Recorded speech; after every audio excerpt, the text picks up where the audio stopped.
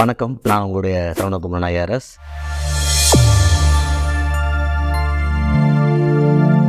நேயர்களுக்கு அன்பு வணக்கம். நம்மோடு பாரதிய ஜனதா கட்சியினுடைய முன்னாள் மாநில செயலாளர் திரு சரவணகுமரன் இருக்கிறாங்க. சார் வணக்கம். நன்றி, வணக்கம். இந்தியா பாகிஸ்தான் போர் தொடங்கிரும் அப்படின்னு சொல்லக்கூடிய நேரத்தில் துவங்குவதற்கு முன்னாடியே சீஸ்ஃபயர் அப்படின்னு அறிவிச்சிட்டாங்க. அது ட்ரம்ப் சொல்லி தான், இல்லைன்னா ட்ரம்ப் மிரட்டி தான் இந்தியாவும் பாகிஸ்தானும் பணிந்ததா, ஏற்றுக்கொண்டதா, என்ன நடந்துச்சு? சரி, அதாவது இந்திய மண்ணில் பலவிதமான டெரரிஸ்ட் அட்டாக்கு காஷ்மீரில் நடந்திருக்கு. இது வரைக்குமே 1990களில் ஆரம்பிச்சு. சரியா? இதில் ஒரு டூரிஸ்ட் ஃபேமிலிஸில் ஆண்களை மட்டும் சுட்டுவிட்டு பெண்கள் முன்னாடி, குழந்தைகள் முன்னாடி அந்த ஆண்களை சுடுகிற அந்த இந்து ஆண்களே அப்போ ஒரு மெசேஜை நார்மலாக நம்ம இந்திய அரசாங்கத்தோட பழைய போக்குகள் 2000க்கு முன்னாடிலாம் எப்படி ஒரு போக்கு இருந்திருக்குன்னா, ஒரு பேச்சுவார்த்தை, தூதரை இங்கேருந்து அனுப்பி விடுறது, அவங்க தூதரை நம்ம தூதரை கூட்டுக்கிறது, அப்புறம் யூஎனில் போய் கம்ப்ளைண்ட் பண்ணுறது, ஒரு உயர்மட்ட குழு அமைக்கிறது, அப்புறம் ஒரு மாதத்தில் அந்த பாதிக்கப்பட்ட ஃபேமிலி தவிர எல்லோரும் மறந்துடுவாங்க, மக்களுக்கு ஞாபகம் இருக்காது, இப்படியே போயிட்டு இருந்தது. அப்போ அவங்கள என்ன பண்ணுறது, இந்த டெரரிசம்ங்கிறது ஒரு நாடு பிடிக்கிற மாதிரி ஆர்மி பண்ணுற வேலை இல்லை. ஆர்மியால் நிற்க முடியாது, அது நடந்துக்கிட்டே இருக்கும். நாடை பிடிக்கும், இல்லை நாடை விட்டுட்டு போயிடும், இல்லை தோற்று போயிடும். இந்த டெரரிசம் பார்த்திங்கன்னா அப்படியே ஒரு 50 பேரை வச்சுக்கிட்டு இந்தமாரி ஏதாவது ஒன்று பண்ணிவிட்டு, ஒரு நியூஸை க்ரியேட் பண்ணிவிட்டு, ஒரு சென்சேஷனை க்ரியேட் பண்ணிவிட்டு, யார் பணம் கொடுக்குறாங்களோ அவங்களுக்கான செய்திகளை, ஒரு மாதிரியான ஒரு எமோஷனல் இன்ஜுரி.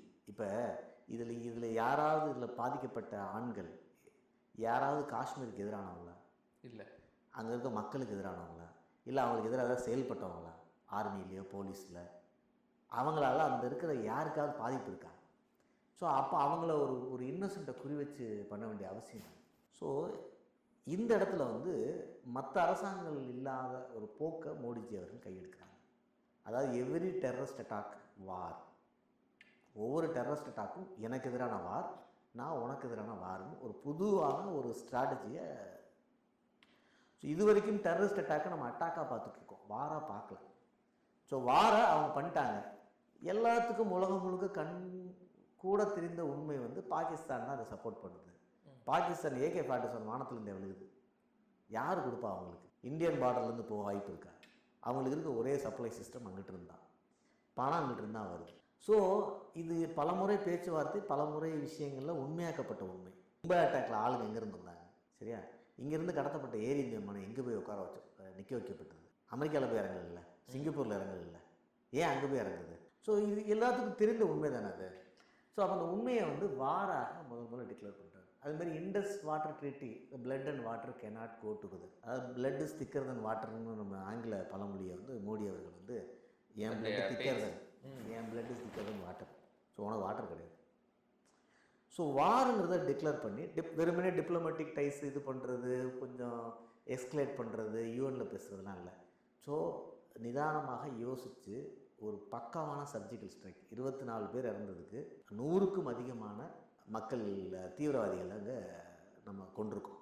இது இந்த வாரோடைய முதல் வெற்றி. இப்போ பாகிஸ்தான் ஒரு நாடு இந்தியாவுக்கு எதிராக உருவாக்கப்பட்ட நாடு, இந்தியாவிலிருந்து பிரிக்கப்பட்டதுங்கிற தாண்டி இந்தியாவுக்கு எதிராக உருவாக்கப்பட்ட நாடு.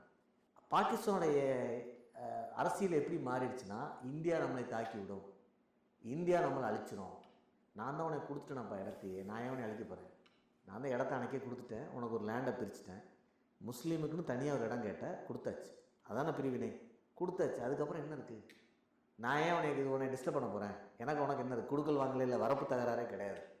ஆனால் பாகிஸ்தான் அரசியல் எப்படி போயிடுச்சுன்னா, மிலிட்ரி ஆட்சியில் இருந்தனால மிலிட்ரிக்கு ஃபண்டு எப்போ வரும்? பாகிஸ்தானில் தொடர்ந்து 60-70 ஆண்டுகளாக மிலிட்ரி ஆட்சி தான். பெரும்பாலான நேரத்தில் மிலிட்ரி ஃபண்டு எங்கேருந்து வரும்? ஒரு த்ரெட் இருந்தால் தானே மிலிட்ரிக்கு நீங்கள் செலவு அதிகம் பண்ணுவீங்க. த்ரெட்டு எங்கேருந்து வரும்? இந்தியா. சைனாவிலும் த்ரெட் இருக்குது, சைனாவில் அவங்களுக்கு த்ரெட் இருக்குது. அந்த உசியூர் ஜோனில் நிறைய இஸ்லாமியர்கள் பாதிக்கப்படுறதாக இன்டர்நேஷ்னல் பத்திரிக்கையில் செய்தி வருது. ஆனால் பாகிஸ்தான் அந்த செய்தி ஆக்காது, ஏன்னா சைனா பக்கத்தில் அவங்க போக மாட்டாங்க. இந்தியாவை ஒரு கலாச்சார ரீதியாக எதிர்க்கிற ஒரு பாங்கில் ஆர்மிக்கு ஃபண்டு வேணுங்கிறதுக்காக அவங்க ஒரு இந்தியா எதிர்ப்புங்கிறத ஒரு பயங்கரமாக கொண்டு வந்துட்டாங்க. அதுக்கு ஒரு கிடச்சிருக்கிற ஒரு இதாக தான் இந்த காஷ்மீர் விஷயத்தை. ஸோ இந்த வாரில் அப்போ பாகிஸ்தான் வந்து இந்த சர்ஜிக்கல் ஸ்ட்ரைக் நம்ம சொன்னோம், தெளிவாக சொன்னோம். ஒன்லி தீவிரவாதிகள், terrorist camp, only terrorist camp, terrorist educational area, terrorist funding area, இது மட்டும்தான் நம்ம அட்டாக் பண்ணுறோம். மிலிட்ரி சிவிலியன்ஸு டச்சே பண்ணல. அப்போ நான் வார எஸ்கலேட் பண்ணல, நீ பண்ணியிருக்கக்கூடாது. ஆனால் அவங்க என்ன பண்ணுறாங்க, பாகிஸ்தான் அஸ்பர் நமக்கு செய்தி மிலிட்ரி நியூஸ்லேயுமே ஏகப்பட்ட சிவிலியன் மிலிட்ரி அட்டாக் எல்லாத்துக்கும் ட்ரோன் அடிக்கிறாங்க. ட்ரோன்ஸுங்கிறது இன்றைக்கி ரொம்ப ஒரு வார்ஃபேரில் வெளியிலேருந்து பார்த்தோம்னா ரொம்ப ஒரு இன்ட்ரெஸ்டிங்கான வார்ஃபேராக போகுது. நமக்கு வரும்போது அது பெயின்ஃபுல் வார்ஃபேர். 400-500 ட்ரோன்ஸ் அனுப்புனாங்க. காஸ்ட் கம்மி, பட் அதை இது பண்ணுறதுக்கு மினி ராக்கெட்ஸ் யூஸ் பண்ணோம். இப்போ நம்ம புதுசாக ஒரு இது அஸ்த்ரா ஒன்று ரெடி பண்ணியிருக்கோம், ஒரு rocket system, mini rockets. So இப்போ அந்த ட்ரோன்ஸ் ஃபுல்லாகவே கம்ப்ளீட்டாக முறியடிக்கப்பட்டது. ஒரு ரொம்ப ரொம்ப சின்ன small exchange of air power. Pakistan ஏன் ரியாக்ட் பண்ணுறாங்கன்னா, அவங்களால நாட்டில் வந்து பாகிஸ்தானில் அவங்களே உருவாக்குனது இந்தியா எதிரின்னு. இந்தியா ஒரு பவர்ஃபுல் நாடு, எக்கனாமிக்கலாக ரொம்ப ஒரு சைஸு, பாப்புலேஷன் பெரிய சைஸு, ஒரு மாதிரி ஒரு ஹைலி டெமோக்ராட்டிக்கில் உருவான கண்ட்ரி. இதோட பேஸ்மெண்ட் ரொம்ப ஸ்ட்ராங்கு. இந்த பேஸ்மெண்ட் சைனாவுக்கே கிடையாது. சைனாவே இந்தமாரி ஒரு டெமோக்ராட்டிக்கில் ஸ்ட்ராங்கான ஃபவுண்டேஷன், எக்கனாமிக்கலாகவும் பொலிட்டிக்கலாகவும் ஆர்மியில் பவர்ஃபுல்லாக இருக்காங்க. ஆனால் சோஷியல் ஃபவுண்டேஷன் நம்ம அளவுக்கு இல்லை. பாகிஸ்தானில் ரெண்டுமே கிடையாது. ஸோ வாரம் ஒரு முழு வார் வந்துருச்சுன்னா மிகப்பெரிய லாஸர் பாகிஸ்தான் வந்திருப்பாங்க. ஆனால் எல்லோரும் வந்து நிறைய கிரிட்டிசைஸ் பண்ணாங்க, ஏன் சீஸ்ஃபயரை ஒத்துக்கிட்டோம் அப்படின்னா, இந்தியா எப்பயுமே நான் வயலன்ஸில் போகிற நாடு. அதோட சின்ன ஒரு அக்ரெஷன் தான் இப்போ நம்ம காட்டுறது. சாது மிரண்டால் காடு கொள்ளாதுங்கிற அந்த சின்ன அக்ரெஷன் தான் இப்போ மோடிஜி காமிச்சது. அதையும் மோடிஜி தான் காமிக்கிறார். வாஜ்பாய் கூட அவர் காமிக்கல, அவங்க கூட ரொம்ப லைட்டாக தான் ரியாக்ட் பண்ணாங்க. ஹெவி நம்ம ரியாக்ட் பண்ணுறோம். ஏன் பண்ணுறோம்னா காலத்தோட கட்டாயம், இந்த டெரரிசத்தை அலோவ் பண்ண முடியாது தொடர்ந்துங்கிறதுக்காக. அதே நேரத்தில் அவங்க இறங்கி சீஸ்ஃபயர் வரும்போது நம்ம அதை கொடுக்குறோம். யார்? பாகிஸ்தான். ஏன்னா முதல் டிஜிஎம்ஓஸ் தான், director general of military operations தான். எப்பயுமே ஹாட்லைனில் வார் ஒரு பிரேக் அவுட் ஆகிடுச்சுன்னா நடுவில் மிடில் பார்ட்டி யாரும் இல்லை. ஆர்மியில் காண்டாக்ட் பண்ணுற 2 ஆஃபீஸர்ஸ் அவங்க தான். ஸோ முதல் கால் எங்கேருந்து வருது? பாகிஸ்தான் டிஜிஎம்ஓலேருந்து வருது. அது இன்டர்நேஷ்னல் ரெக்கார்டு. ஸோ டிஜிஎம்ஓட்டு வந்து நம்ம அந்த காலை கனெக்ட் பண்ணுறோம். ஃபஸ்ட்டு கனெக்ட் பண்ணி நம்ம டிஸ்கஷன் ஆரம்பிக்கிறோம். ஸோ டிஜிஎம்ஓ கனெக்ட் ஆகிடுச்சுன்னா அங்கிட்டிருந்து தகவல்லாம் இங்கே வரும், இங்கிட்டிருந்து தகவல் அங்கே போகும். ஏன் வார் போகணும், இது வேறு என்னென்ன வாய்ப்பு இருக்குது, அந்த கனெக்ஷன் ஃபஸ்ட்டு பாயிண்ட். அது இந்த 2 டிஜிஎம்மோட கனெக்ட் தான் எனி ஹாஸ்டிலிட்டி இருக்கிற 2 நாட்டுக்குள்ளே கனெக்ட் ஆகிற முதல் விஷயம். ஓகே, போர் நடக்கும்போது எல்லா நாடுகளுக்குள்ளேயும் போர் வந்துருச்சு, போர் மேகம் சூழ்ந்து விட்டது, ஒரு பிரச்சனை வந்துருச்சு, யார் சார் ஃபஸ்ட்டு பேசுவாங்கன்னா மிலிட்ரி ரீதியாக 2 பேர் தான் பேசுவோம். ஒன்றும் பொலிட்டிக்கலாக பேசணும், பொலிட்டிக்கலாக பேசுறதுக்கான ஸ்கோப் இந்த டைம். அது வரைக்கும் வெளியுறவுத்துறை செயலர், இங்கே இருக்கக்கூடிய ராணுவம், இவங்கெல்லாம் தான் நமக்கு ப்ரீஃபிங் கொடுப்பாங்க. ஆனால் 2 ராணுவத்துக்குள்ள பேச்சுவார்த்தை டிஜிஎம்ஓ ஹாட்லைனில் தான் வரும். ஓகே. ஸோ முதல் ஹாட்லைனை இனிஷியேட் பண்ணது பாகிஸ்தான், நம்ம கிடையாது. ஏன்னா பாகிஸ்தானுக்கு தெரியும், வார் நடந்து விட்டால், ஃபுல் ஃப்ளெஜ்ட் வார் இருந்தால் பாகிஸ்தான் இருக்காது. ஏன்னா ஒரே ஒரு அட்டாமிக் பாம் இந்தியா பக்கம் திரும்பிச்சு வச்சுங்க, நம்மகிட்ட எனஃபட் சிஸ்டம் இருக்குது, நம்ம டெஸ்ட்ராய் பண்ணுவோம். அப்படி மீறி ஏதோ டேமேஜ் ஆச்சுன்னா இந்தியாவில் இருக்கிறது பாகிஸ்தானோட 3 மடங்கு அதிகம். பாகிஸ்தானில் 100 வார்ஹெட் இருக்குது, அப்ராக்சிமேட்டாக 100 கூட இருக்காது, டபுள் டிஜிட் தான் இருக்கும். இந்தியாட்ட அதோட 3 மடங்கு இருக்கும் வார்ஹெட். அதாவது ஒவ்வொரு வார்ஹெட்டும் நீங்கள் வந்து ஆல்மோஸ்ட் ஒரு 3 லட்சம் 4 லட்சம் ஸ்கொயர் ஃபீட்டை அழிச்சு விடலாம். இப்போ அமெரிக்காட்டே ரஷ்யாட்டே ஒரு 8000-9000 வார்ஹெட் இருக்குது, இன்னும் பிக்கர் சைஸ். அதாவது ஒரு கணக்குப்படி பார்த்தா உலகத்தை, இந்த பூமியை 30 முறை அழிக்கலாம். இந்த பூமியை 30 முறை அழிக்கலாம், அழித்து திருப்பி அழிக்கலாம் அந்தமாரி. அவ்வளோ அவங்க அப்புறம் கொஞ்சம் நேரமாக குறைச்சாங்க 2 பேரும். ஏன்னா வேறு யாரும் எதிரி இல்லைன்னு உருவாயிடுச்சு, 2 பேர் மட்டும்தான் அவ்வளோ வச்சுருக்காங்க. மற்றவங்களாம் பார்த்திங்கன்னா 500, 600, 1000. இப்போ சைனாக்கிட்ட இருக்கிறது நமக்கு தெரியாது. ஸோ இந்தியா வந்து பாகிஸ்தானை அழிக்கிறதுங்கிறது ஒரு பெரிய விஷயம் இல்லை. அது ஒரு பெரிய மிலிட்ரியில் ஒரு பெரிய இது ஒரு மார்தட்டி கொள்ள வேண்டிய விஷயம் இல்லை. எனக்கு ஒரு கண்ணு போச்சுன்னா அவனுக்கு உடம்பே போச்சு, அப்படி தான் அது. ஆனால் அது நமக்கு எப்பயுமே கலாச்சார ரீதியாகவும் நம்ம வரலாற்று ரீதியாகவும் நம்ம அதை விரும்பினதில்லை. ஸோ இந்த டிஜிஎம்ஓ கனெக்ட் வந்தோடனே நம்ம சீஸ்ஃபயருக்கு ஒத்துக்கிறோம். இதில் கண்டிப்பாக இந்த நியூக்ளியர் ஃபியர் இருக்கிறதுனால, இன்னொன்று அவங்களோட நியூக்ளியர் ரியாக்டரில் ஒரு சில நியூக்ளியர் வெளியானதாக, ஒரு எமிஷன் வெளியானதாக ஒரு செய்தி வந்துச்சு. அப்போ IAEA இன்றைக்கி ரிப்போர்ட் போட்டிருக்காங்க, இன்டர்நேஷ்னல் அட்டாமிக் எனர்ஜி ஏஜென்சி எதுவும் லீக் ஆகலைன்னு போட்டிருக்காங்க. இந்த செய்தியை அவங்களே கசிய விட்டாங்களா, அதனால் வெஸ்டர்ன் கண்ட்ரிஸ்லாம் பயந்து போய் என்னடா இது அப்படின்னா இதெல்லாம் பின்னாடி படங்கள் வரும்போது தெரிஞ்சுக்க வேண்டிய விஷயங்கள். ஏன்னா பாகிஸ்தான் இருக்க ஒரே டிட்டரன்ஸ் நியூக்ளியர் தான். ஆமாம். ஆனால் அந்த நியூக்ளியரை வந்து அவங்க அசம்பிள் பண்ணுறதுக்கே டைம் கொடுக்க மாட்டாங்க. எஸ், அசம்பிள் பண்ணணும்ல. ஆமாம், அதுக்கே டைம் இருக்காது. அவங்களோட ஏர்பேஸ் எல்லாமே இந்தியாவோட ரீச்சில் இருக்குது. சைனா வந்துச்சுன்னா அது வேர்ல்டு வர மாட்டேன். ஏன்னா சைனா அப்படிங்கிறது டெஃபினட்டாக ஒரு அட்வான்டேஜ் ஆர்மி தான் இன்னைக்கு. ஏன்னா அவங்களுக்கு நிறைய அப்போ சைனா வரும்போது இந்தியாவுக்கு யார் வருவா? யூஎஸ் வருமா, யூஎஸ்எஸ்ஆர் வருமா, யாரெல்லாம் வருவா? இந்த கேம் வந்து ஒரு உலக வாராக மாறக்கூடிய பிரச்சனை இருக்குது. நியூக்ளியர் இருந்தனால இந்த இந்த நியூக்ளியரில் வந்து ஏதோ எமிஷன் இருக்குது, ஏதோ நியூக்ளியர் லீக் ஆன மாதிரி இருக்குது அப்படின்லாம் ஒரு செய்திகள் வந்ததுனால யூஎஸ்ஓ மற்ற கண்ட்ரிஸ்லாம் கொஞ்சம் ஒரி பண்ணி ஒரு டிஸ்கஷன் பண்ணியிருப்பாங்க. ஆனால் அது மீடியேஷன் கிடையாது. மீடியேஷன் என்ன அர்த்தம்? இங்கே இருந்தது மிலிட்ரி லீடர்ஸோ, எக்ஸ்டர்னல் அஃபேர்ஸ் செக்ரட்டரியோ, இவங்கெல்லாம் டிஃபென்ஸ் செக்ரட்டரியோ, அந்த கண்ட்ரிஸ் டிஃபென்ஸ் செக்ரட்டரி, அவங்களாம் ஒன்றும் உட்காந்து பேசணும். அஃபிஷியலாக அதுக்கு முதல்ல ஒரு அனௌன்ஸ்மெண்ட்டே வரும், பேசுகிறோன்ட்டு. டிஸ்கஷன் சேட்டிங் போகும். Okay, you do this, will support you, அப்படி போகும். சரி, இப்போ எந்த புள்ளியில் இப்போ பல நாடுகள் என்ன பண்ணாங்க, இன்னைக்கு பாகிஸ்தான் போயிட்டு இந்தியாவுக்கு கூட வந்து என்ன பண்ணாங்க, பேசலாம். பட் டோட்டல் கிரெடிட்டையும் அமெரிக்க அதிபர் ட்ரம்ப் எடுத்ததுக்கான காரணம் சரி, அதாவது எப்படி சொல்கிறதுன்னா, அமெரிக்கா ஒரு மிகப்பெரிய வளர்ந்த நாடு, பணக்கார நாடு, மிலிட்ரிலி நம்பர் 1 இன்னைக்கு வேர்ல்டில். இதெல்லாம் எஸ்டாப்ளிஷ் ஃபேக்ட். நான் வந்து இந்தியாவும் அமெரிக்காவும் ஈக்குவல் அப்படின்னு நம்ம சொல்ல முடியாது. சரியா? என்னுடைய கான்சியன்ஸில், என்னோடய ரெசிலியன்ஸில் நான் ஈக்குவல். என்னோடய சோவரனிட்டியில் நான் கிங்கு. நான் அமெரிக்காவை வந்து நான் இந்தியாவும் அமெரிக்காவும் ஈக்குவல் அப்படின்னு நான் சொல்ல வரல. அவன் நாட்டில் பெரிய ஆள், உலகத்தில் அவன் பெரிய ஆள், அவன் சொல்கிறது நிறைய பேர் கேட்பாங்க. இப்போ ஆனால் ஆச்சரியம் பாருங்கள், ட்ரம்ப் வந்து அவர் ஒரு ட்வீட் போடுறாரு. நம்ம அது அஃபிஷியலாக நம்ம எதுவும் ஒத்துக்கலை. ஆனால் ட்ரம்ப்புக்கே வந்து இந்தியா நான் சொன்னால் கேட்கும் அப்படின்னு ஒரு இதை வந்து அவர் அமெரிக்கா அந்த ட்வீட் யாருக்காக போடுறாரு? உலக நாட்டுக்காக போடுறாரு, அமெரிக்கன் மக்களுக்காக போடுறாரு. அப்போ நான் வந்து உலகத்தில் நான் சொல்கிறத நிறைய பேர் கேட்குறாங்க அப்படின்னு ஒரு விஷயம் இருக்குல்ல. அந்தளவுக்கு இந்தியா இன்னைக்கு உலக ஸ்கேலில் முன்னேறிது. இப்போது யூஎஸ் வந்து அது உண்மையிலேயே மெடிடேட் பண்ணிச்சா இல்லையா அப்படிங்கிறதெல்லாம் ஒரு பேசிக்கலி ஒரு கான்ஃபிடென்ஷியல் சப்ஜெக்ட். சரியா? இதில் வந்து இது என்ன நடந்துச்சு, ஏது நடந்துச்சு, அதுக்குள்ள நம்ம போக முடியாது. நம்ம எப்படி பார்க்குறோன்னா, டிஜிஎம்ஓ பாகிஸ்தான் இனிஷியேட் பண்ணுறாங்க, நம்ம டிஸ்கஸ் பண்ணுறோம், நம்ம ஒரு சீஸ்ஃபயருக்குள்ள வரோம், நம்ம டிக்ளேர் பண்ணுறோம் நம்ம தரப்பை. இப்போ ஒவ்வொரு கண்ட்ரியும் அவங்கவுங்க ஒரு விஷயம் போடலாம்.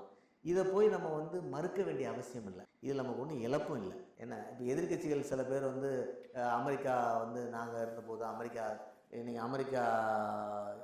அமெரிக்காவை நாங்கள் மீறி இருக்கோம், அமெரிக்காவை எடுத்துருக்கு. இப்போ யாருக்கு நாங்கள் இப்போ நம்ம என்ன அமெரிக்கா ஆதரவில் இருக்கோம்? இல்லை அமெரிக்கா சொன்னோன்னா ஓடி போய் உட்காந்துருக்கோமா?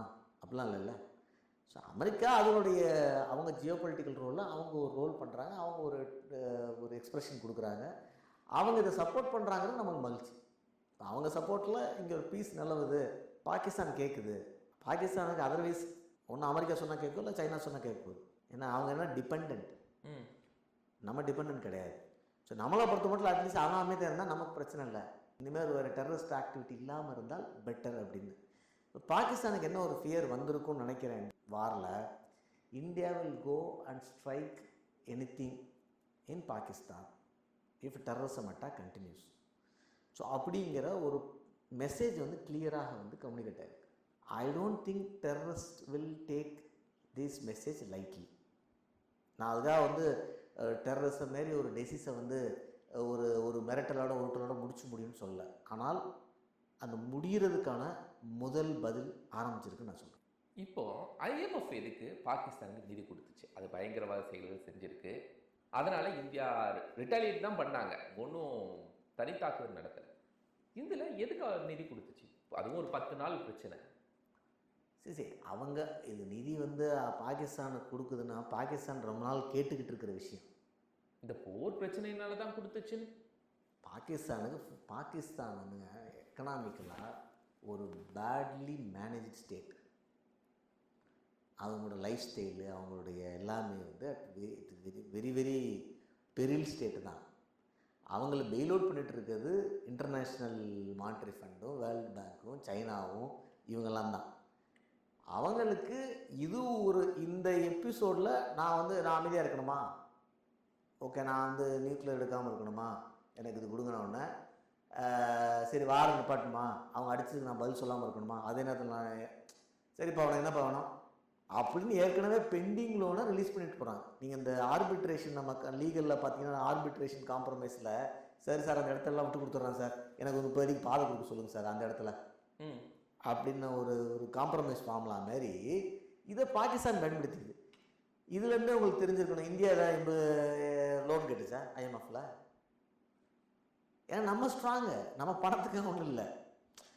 ஆனால் அவங்க ஏன் பண்ணுறாங்க, ஏன்னா வேர்ல்டு வார் அப்படின்னு ஒரு நியூக்ளியர் வார்னு ஒன்று கிரியேட் ஆச்சுன்னா அது வேர்ல்டு வார் ஆகும். ஸோ அப்போ ஆல்ரெடி அவங்க ரெக்வஸ்ட் பண்ண பல காலகட்டமாக இல்லைன்னா பல மாதங்களாக எப்பயுமே அதை ரிலீஸ் பண்ணது தான் இப்போ அந்த அமௌண்ட்டு குவான்டிஃபிகேஷன் இது அதில் அவங்க ஏற்கனவே கேட்டது ஓகேப்பா நான் இதெல்லாம் கொடுக்குறோம் கம்முன்றது வேலையை பாரு. ஏன்னா இன்னைக்கு உலகத்துடைய அமைப்பு எப்படி ஆயிடுச்சு அப்படின்னா யூஎன்லேருந்து ஒரு டிஸ்கிரண்டல்டு ஸ்டேட்ஸை இந்த மாதிரியான ஒரு வில்லேனியஸ் ஸ்டேட்ஸை ஓங்கி அடிக்கக்கூடிய வாய்ப்பு இல்லை. ஸ்ட்ராங்காக எல்லா கண்ட்ரிஸ் சேர்ந்து நீ தப்பு பண்ணுற உன்னை முடிச்சு கட்டுறோம் அப்படிங்கிற மாதிரியான ஒரு அமைப்பு இல்லை. ஏன்னா ரொம்ப ஃப்ராக்சர்டு லீடர்ஷிப் இன்றைக்கி வேர்ல்டு லெவலில். எத்தனை அந்த 5 மெம்பர் பெர்மனன்ட் கவுன்சில் இருக்க, இதில் எத்தனை இதை மாற்றி மாற்றி வீட்டோ பண்ணுறாங்க. சைனா வீட்டோ பண்ணுது, ரஷ்யா வீட்டோ பண்ணுது, அமெரிக்கா வீட்டோ பண்ணுது, UK ஃப்ரான்ஸ் அட்லீஸ்ட் ஒரு ரீசனபிளாக. ஸோ இந்த வீட்டோ பவர்ஸில் ஸோ இப்போ 5 பேர் சேர்ந்து அப்படின்னு சொல்லக்கூடிய சுச்சுவேஷன் இன்றைக்கி உலகத்தில் எந்த இடத்துலையுமே அப்படி ஒரு வேர்ல்டு ஆர்டர் இன்றைக்கி இன்னும் ஃபார்ம் ஆகலை. அது யூஎன் பண்ணால் பெஸ்ட்டு, ஏதோ ஒரு கண்ட்ரி பண்ணால் ரிஸ்க்கு. அது எல்லாம் ஒரு 5-6 கண்ட்ரிக்கு அந்த ஆசை இருக்குது, நாங்கள் தான் பாஸ், வேர்ல்டு பாஸ் நான் சொல்கிறது எல்லோரும் கேளுங்கன்னு. ஆனால் அட்லீஸ்ட் யூஎன் அதை பண்ணணும் அப்படின்னு நினைக்கிறோம். அதுக்கு அந்த பெர்மனன்ட் கவுன்சிலை கொஞ்சம் பெருசாக்கி ஒரு நல்ல ரெப்ரசன்டேஷன் இந்தியாலாம் உள்ளே வரணும், இந்தியா பிரேசில் எல்லாம் உள்ளே வரணும். ஒரு ஓட்டிங்கில், வீட்டோவில் இல்லை ஓட்டிங்கில் முடிவெடுத்து அதை யுனானிமஸாக அவங்க பண்ணணும். அப்படி பண்ணால் அந்த பாகிஸ்தானை இவங்கெல்லாம் கொஞ்சம் அமைதியாக இருக்கணும். எத்தனை ஸ்டேட்ஸு வேர்ல்டு ஓவர் இதனால் மக்கள் சஃபர் ஆகிற விஷயங்கள் இருக்குது. ஸோ இதுதான் நமக்கு பிரச்சனை. ஸோ எல்லாமே என்னென்னா ஒரு காம்ப்ரமைஸ் ஃபார்முலாவில் தான் போகுது. ஆனால் அந்த காம்ப்ரமைஸ் ஃபார்முலா பாகிஸ்தானை நோக்கி போகிறதுலேருந்து நம்ம தெரிஞ்சுக்கலாம் நம்ம எவ்வளோ ஸ்ட்ராங்காக இருக்கிறோம், எக்கனாமிக்கலாக, பொலிட்டிக்கலாக, மிலிட்ரியிலேயே நம்ம எவ்வளோ ஸ்ட்ராங்காக இருக்கோம். சரியா? இதுக்கு முன்னாடிலாம் பார்த்தீங்கன்னா பாகிஸ்தானுக்கு யூஎஸ் ஓகே இந்தப்பா ஒரு 10 F-16 ஃப்ரீயாக தரேன், 5 F-16 போயிடுச்சு சார், இந்த 10 F-16 வாங்கிக்கோ, சண்டே நிப்பாட்டுமாங்க. இந்தமாரி போக்கு தான். அவனை நம்ம ஒன்றும் பண்ண முடியாது, அவனை அப்படியே மாடரேட் பண்ணி கண்ட்ரோல் பண்ணி கொண்டு போவோம். எப்படி சில வீட்டில் உதவாக்கிற இந்த அடாவடி பண்ணுறவனை சரிப்பா இவர் நான் சொல்கிற கேள்வி இருந்தால் நம்ம 1000 ரூபா வாங்கிக்கோ, வேறு இன்னும் பண்ணாத, அங்கே போய் பிரச்சனை பண்ணாத, நீ அந்த பக்கமே அந்த திருப்பக்கம் போகாத அப்படின்னு மாடரேட் பண்ணுறாங்கல்ல, அந்த மாதிரி தான் இன்டர்நேஷ்னல் பாலிட்டிக்ஸ்லேயே நடந்துக்கிட்டு நீங்கள் இதை இந்தியா மதிக்கணும்னு நம்ம நினைக்கிறோம். மோடிஜி மதிக்கிறாரு. ஏன்னா we are more interested than any nation in the world on peace. Because our Mahatma Gandhi நான் வயலன்ஸுங்கிற தியரி எங்கிருந்து எடுத்து வந்தது? It is in the ancient Indian tradition. நம்மளுடைய கலாச்சாரத்துடைய பெட்ராக் கொள்கை தான் நான் வயலன்ஸு. இது ஒன்றும் வெளியிலேருந்து எடுத்து வரப்பட்ட கொள்கை இல்லை, செக்குலரிசம் மாரி வெளியிலேருந்து கொண்டு வந்ததில்லை. செக்குலரிசம் நான் வயலன்ஸோட அடுத்த பாட்டே செக்குலரிசம் தான். ரெஸ்பெக்ட் எவ்ரி ரிலிஜன், பக்தி டு த டிவினிட்டி. ஏன் கடவுளை நான் சந்தோஷமும் பக்தியாக கும்பிடுவேன், மற்ற எல்லாத்துக்கும் மரியாதை கொடுப்பேன். அதான் செக்குலரிசத்தோட உயர்ந்தது. It's not irrelevant, indifferent, respect and பக்தி. இதெல்லாம் இந்தியன் ட்ரெடிஷனில் இருக்கிற கொள்கை. அதை தான் மகாத்மா காந்தி எடுத்து கொண்டு போனார். ஸோ நம்ம உலகத்தில் இருக்க ஸோ அப்போ அவன் சீஸ்பேர் வரும்போது சார் நான் ஓங்கி அடிப்பேன், அவனை மிதிப்பேன், அவனை அழிச்சிட்டு தான் மறுவேலை அப்படின்னு சொல்லக்கூடிய சிச்சுவேஷன் இன்னும் வரவில்லை. ஸோ உலகமெல்லாம் சீஸ்பேர்னு வரும்பொழுது பாகிஸ்தான் இறங்கி வரும்பொழுது சரி இனிமேல் ஒழுங்காக பண்ணு, இன்றைக்கி இண்டஸ் வாட்டர் ட்ரீட்டியை கொஞ்சம் ரீகன்சிடர் பண்ணுங்க, நீங்கள் பாகிஸ்தான் ஒரு பிள்ளையாக போடுதா? இதுவரை எந்த கவர்மெண்ட் தண்ணியை நிப்பாட்டிருக்கு? இதுக்கு முன்னாடி இந்த பிஜேபி கூட அந்த பண்ணலை, மோடிஜி நிறுத்தியிருக்கார். ஸோ இந்த இடத்துல சீஸ்பயரை நம்ம ஹானர் பண்ணி நம்ம ப்ராப்பர் பேசும்போது கூட சொன்னார், இனி நம்முடைய பேச்சுவார்த்தைனா நீ இது சம்பந்தமாலாம் வரக்கூடாது, உன்னுடைய பயங்கரவாதம் சம்பந்தமாக மட்டும்தான் வரும். டெரரிசமும் ட்ரேடையும் நம்ம ஒரே நாளில் பேச மாட்டோம். 8 அஜெண்டா, இது பண்ணு, பாட்டரிங் மாரி, இதை பண்ணு நான் அதை பண்ணுறேனோ. டெரரிசத்தை முடிச்சுக்கோ. ட்ரேடு எப்படி வேணாலும் பண்ணிக்கலாம், ஈஸி ஃபார்மேட். ஏன்னா ஸோ டெரரிசத்தை முடி. ஸோ அதில் என்ன சொன்னார், நம்ம 2 பேரும் தான் பேசுவோம், வேறு யாருக்கும் அலௌடு இல்லை. பொதுவாக இந்தியா பாகிஸ்தான் இந்த இந்த அவங்களுடைய பைலேட்டர் ட்ரீட்டியை பொறுத்த வரைக்குமே இன்னொருத்தர் சமரசத்துக்கு வரக்கூடாது. பட் இந்த புள்ளியில் அமெரிக்கா ஏன் சமரசத்துக்கு வந்துச்சு? என்னுடைய ரீடிங் வந்து அந்த நியூக்ளியர் ரியாக்டரில் ஒரு சில எமிஷன் இருந்ததாக ஐஏஏ நியூஸ் ரிலீஸ் பண்ணனால இவங்க தான் ஆக்டிவேட் பண்ணுறாங்களா, இது அப்படி ஆரம்பிச்சிச்சுன்னா அதோட எண்டு கம்ப்ளீட் டிஸ்ட்ரக்ஷனாக இருக்கணும். ஸோ அந்த மெசேஜ் அது உலகத்தை பெரிய அளவில் பாதிக்கும். ஒரு 10 கோடி பேர் ஒன்றா இறந்து போயிட்டாங்கிறது ஒரு அழகாக ஒருத்தர் மிலிட்ரியோடைய ரிட்டையர்டு சீஃப் சொல்லியிருந்தார். நிறைய மீம்ஸ் எல்லாம் பார்த்து கடுப்பாகி போய் மிலிட்ரி நீ வாரம் நீ நினைக்கிற மாரி ஏதோ மூவி போகிற மாரி மீம்ஸ் போடுற மாரி அது இல்லைப்பா, அதில் ஏகப்பட்ட உயிர்கள் போகும். அந்தந்த குடும்பங்களுக்கு அது மீளா துயர். அதுலேருந்து அவன் லைஃப் லாங்காக வெளிவர முடியாது. அவன் இறக்கும்போது தான் அதுலேருந்து வெளியே போவான். ஏன்னா இது ஏதோ கேம் ஆடுற மாரி வந்துருச்சா, அவன் 2 பேர் போட்டானோ, அப்படி இல்லை. அங்கே இருக்கிற சோல்ஜர்ஸ், வார் ஃப்ரண்ட்டில் இருக்கிற சோல்ஜர்ஸ் எல்லாருமே சண்டை போட ரெடியாக இருக்கான், உயிர் கொடுக்க ரெடியாக இருக்கான். ஆனால் அதோட பர்பஸ் இருக்கணும்ல. சமாதானம் பண்ண இடத்துல சண்டை பண்ணணும். வேறு வழி இல்லை, என் நாடை பிடிக்க இறங்கிட்டான், நான் என் உயிரை கொடுத்தானா அவன் கொடுக்க ரெடியாக இருக்கான். அவனே சமாதானத்தோட போய் நான் போய் சண்டைக்கு இழுக்கக்கூடாது. ஸோ இதை ஒரு அழகாக அவர் வந்து அந்த ஒண்டர்ஃபுல்லாக மெசேஜ் சொல்லியிருந்தார். ஏன்னா நம்ம மீம்ஸை பார்க்கும்போது, அதுவும் தமிழ்நாட்டில் இருந்து சில மீம்ஸ்லாம் பார்க்கும்போது ஏதோ வந்து அதாவது இந்த இந்தியா அண்டர்மைன் பண்ணுற மாரி, மோடிஜி அண்டர்மைன் பண்ணுற மாரி. நான் என்ன சொல்கிறேன், ஒரு வார்ஃபேரில் இருக்கும் பொழுது நீங்கள் வந்து ஒரு நாடுக்கு ஒருமித்த திங்கிங்கில் கொண்டு போகணும். சைனா இந்தியா வாரில் கம்யூனிஸ்ட் பார்ட்டியில் என்ன டிசிஷன் எடுத்தாங்க, கம்யூனிஸ்ட் தான் எங்கள் கொள்கை, சைனா எங்கள் கம்யூனிஸ்ட் கொள்கையில் இருக்குது, அதனால் சைனாவை சப்போர்ட் பண்ணுறேன்னு கம்யூனிஸ்ட் பண்ணாங்க. அதில் தான் கம்யூனிஸ்ட் பார்ட்டி உடஞ்சிச்சு ரெண்டா, மார்க்சிஸ்ட் கம்யூனிஸ்ட்டும் கம்யூனிஸ்ட் பார்ட்டி ஆஃப் இந்தியாவும். ஒரு கட்சி இந்தமாரி ஒரு தவறான கொள்கை சித்தாந்தத்தில் வாரு, லேண்டு பிரச்சனை, பார்டர் பிரச்சனை, 2 கண்ட்ரி, கொள்கை கட்சிக்கு நாட்டுக்குள்ளே எலெக்ஷன் தானே, இன்டர்நேஷ்னல் இது கொள்கையை கம்பேர் பண்ணுறீங்க. ஸோ அதுவும் இங்கே இருக்கிற சில ஒரு மதத்தை சார்ந்தவங்க வந்து நான் அந்த மதத்துக்காரங்க, ஏன்னா பாகிஸ்தான் நாடு முஸ்லீம் நாடு, அவங்க எல்லாமே இஸ்லாம்ங்கிற பேரில் பண்ணுறாங்க. வாரே அவங்க அப்படி தான் பேசிகிட்டு இருந்தாங்க. ஆனால் இங்கே இருக்கிற இஸ்லாமிய நண்பர்கள் நிறைய பேர் எனக்கு ரொம்ப மகிழ்ச்சி, இந்தியா என்னோட நாடு. அதனால தான் குரேஷி வந்து ப்ரீஃப் பண்ணாங்க. ஒரு 2 பெண்கள் ஏன் ப்ரீஃப் பண்ணாங்க, ஆண்களை மட்டும் சுட்ட, பெண்களை வேடிக்கை பார்க்க வச்சு சுட்டல, அப்போ நான் உன்னை சுட்டுட்டு பெண்களை வச்சு நான் ப்ரீஃப் பண்ண வைக்கிறேன்னு சொன்னாங்க.